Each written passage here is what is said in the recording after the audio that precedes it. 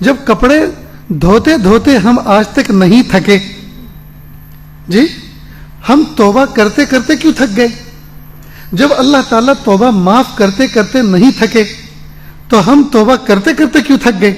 اس لیے مایوس نہ ہو دوستو، مایوس نہ ہو، اللہ کی طرف متوجہ ہو اور ہمت سے کام لیں، ہمت سے کام لیں۔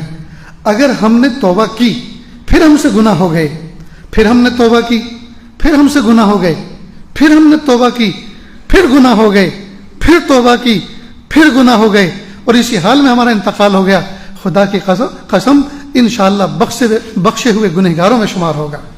اور یہ بھی استقامت کی ایک قسم ہے کہ یہ بندہ ہمت نہیں ہارا، یہ بندہ ہمت نہیں ہارا۔ تو ہم ہمت نہ ہاریں، زندگی بھر ہمیں توبہ کرنا ہے اور کرنا ہے، اپنے رب کو منانا ہے اور منانا ہے۔